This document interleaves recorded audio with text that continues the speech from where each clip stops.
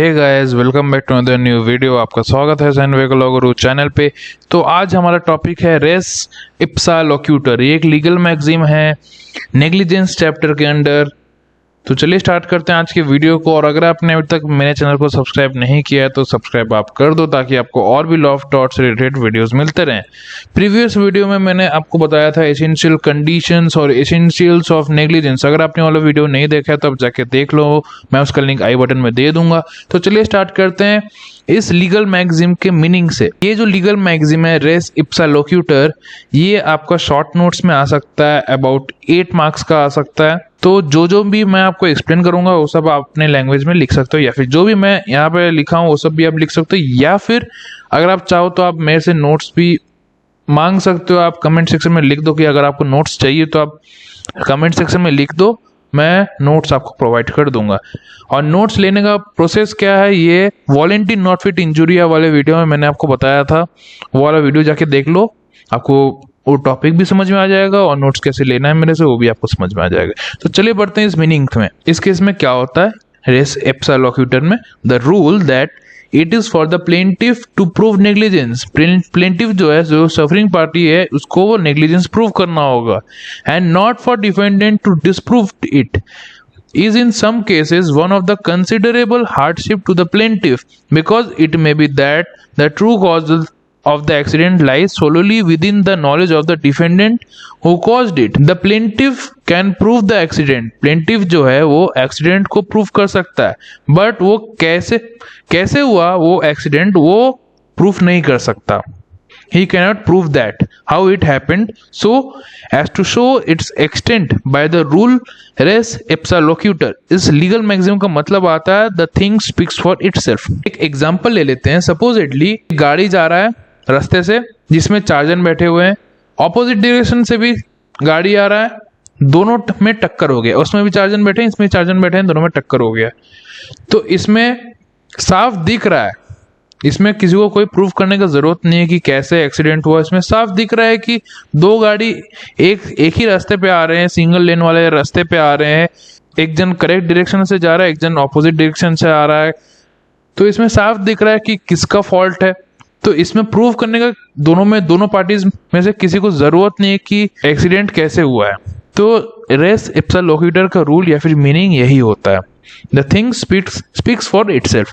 in such cases it is sufficient for the plaintiff। तो ये सब केसेस में ये sufficient है कि जो plaintiff है वो प्रूव कर दे एक्सीडेंट को और कुछ नहीं। और there is a presumption of negligence according to the maxim। इस मैगजीम के अकॉर्डिंग ऐसा प्रिजम्पशन है कि नेग्लिजेंस हुआ है दोनों पार्टीज में। सिर्फ प्लेंटिफ को प्रूव करना होगा कि एक्सीडेंट हुआ है, कैसे हुआ है वो प्रूफ करने की जरूरत नहीं है, सिर्फ उसको प्रूफ करना है कि एक्सीडेंट हुआ है। अब हम लोग बढ़ते हैं इसके एसेंशियल कंडीशंस पे। The following essential conditions have to be satisfied for res ipsa loquitur to come into play. पहला आता है, जो इवेंट हुआ या फिर एक्सीडेंट हुआ वो ऐसा तरह का होना चाहिए जो ऑर्डिनरी कोर्स ऑफ थिंग्स में या फिर नॉर्मली होता नहीं है।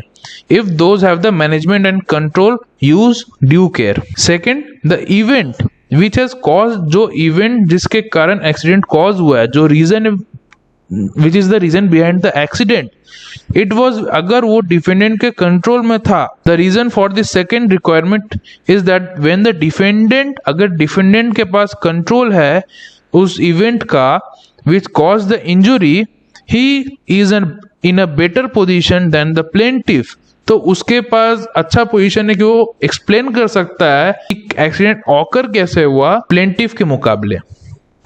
अगर डिफेंडेंट के पास पूरा कंट्रोल है या फिर उसको पता है किस इवेंट के कारण ये एक्सीडेंट हुआ है। सपोजिटली डिफेंडेंट जो है उसको पता है कि मेरे गाड़ी का ब्रेक फेल होने के कारण एक्सीडेंट हो गया है, तो वो अच्छे से एक्सप्लेन कर सकता है कोर्ट में कि कैसे एक्सीडेंट ऑकर हुआ है। तो he is in a better position than the plaintiff। Okay, the doctrine of res ipsa loquitur applies not only to a case where the thing that inflicts the damage was under the sole management and control of the defendant, but also where it is under the sole management and control of someone for whom he is responsible or whom he has the right to control। ऐसा भी तो हो सकता है कि सिर्फ defendant के पास ना हो वो कंट्रोल, या फिर मैंने सोल मैनेजमेंट वो किसी और के पास भी हो सकता है जिसके लिए वो रिस्पॉन्सिबल हो। इन इट्स ट्रू सेंस, अगर ट्रू सेंस में देखा जाए, then res ipsa is only a means of estimating a logical probability from the circumstance of the accident. Thus जो कोर्ट जो है वो जुडिशियल नोटिस देगा, it will take judicial notice of what happens in the ordinary course, वो देखेगा कि ordinary course of things में क्या होता है at all event to the extent using this knowledge of the common affairs of life. कुछ case laws ले लेते हैं। पहला आता है Scott versus London and Saint Catherine Dock. इस केस में क्या हुआ था, इस केस में जो प्लेंटिफ है वो कस्टम ऑफिसर था, तो वो लॉफुली पास कर रहा था in front of the defendant's warehouse on the docks in the discharge of his duties. तो उस जैसे वो पास कर रहा था तो 6 बैग शुगर के उसके ऊपर गिर गए, क्रेन में जो लदे हुए थे, क्रेन में जो टांगा हुआ था वो 6 बैग गिर गए उसके ऊपर। Crane fixed over a doorway under which the plaintiff was passing which was lowering them from a warehouse. जो क्रेन है वो कुछ शुगर का बोरी को एक जगह से लेके दूसरे जगह ले जा रहा था, तो उसके नेग्लिजेंस के कारण it was held that this constituted reasonable evidence. उसके नेग्लिजेंस के कारण, जैसे वो नीचे कर रहा था उसके नेग्लिजेंस के कारण ऐसा कुछ फॉल्ट आ गया जिसके कारण वो जो 6 बैग थे या फिर 6 बोरियां थी शुगर के वो कस्टम ऑफिसर के ऊपर गिर गया।